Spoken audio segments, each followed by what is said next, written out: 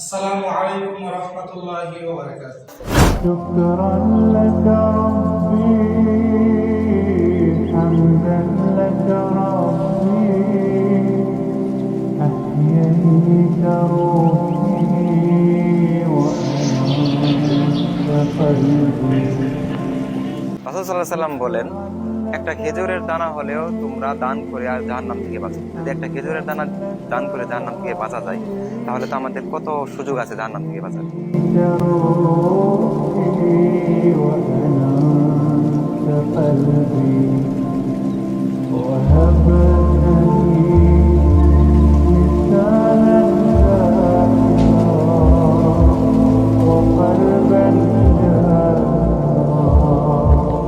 يا خالقي নবী সাল্লাল্লাহু আলাইহি সাল্লাম বলেন, যে ব্যক্তি অপরকে ইফতার করলো সে তার সমপরিমাণ সওয়াব পেল। তাই চলুন আমরা আল্লাহ সুবহানাহু ওয়া তাআলার সন্তুষ্টির জন্য একসাথে কাজ করি।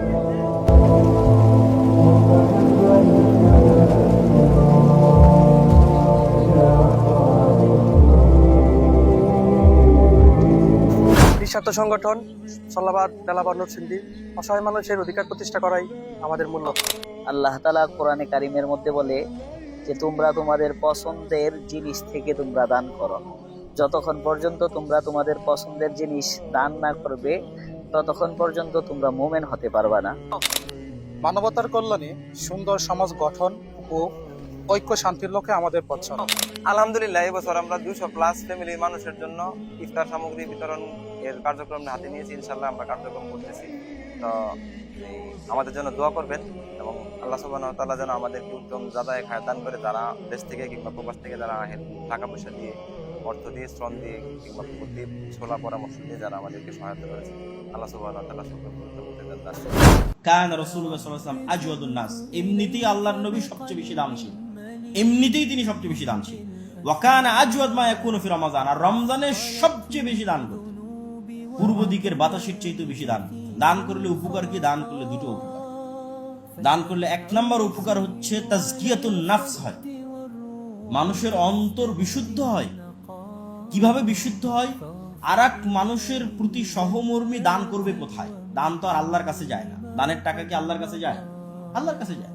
আর একটা গরিব, দুঃখী, অসহায়, এতিম, মিসকিন তাদেরকেই তো দান করবে।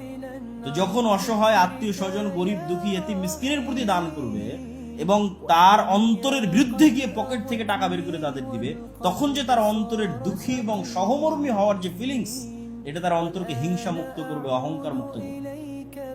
আর মানুষকে কষ্টে দেখার পরও সহযোগিতা করছে না, অহংকারী, তো অন্তরের রোগে আক্রান্ত। তাহলে মানুষ যখন তার পকেট থেকে টাকা বের করে খরচ করে, তখন সে তাজকিয়াতুন নাফস অর্জন করে, তার অন্তর বিশুদ্ধ হয়। দ্বিতীয় আর একটা যে বড় কাজ হবে সেটি হচ্ছে কিয়ামতের মাঠে একদিকে ইবাদতের কমতি আছে, আর একদিকে গুনাহ আছে। কখন কাকে গালি দিয়েছি, হিংসা করেছি, বিদ্বেষ করেছি, কার সম্পত্তি নিয়ে নিয়েছি, কারো বিরুদ্ধে গীবত করেছি, অসংখ্য গুনাহ। এই সব পাওনাদারেরা যখন কিয়ামতের মাঠে উপস্থিত হবে, তখন আপনার এই দানগুলো কিয়ামতের মাঠে কাজে দিবে।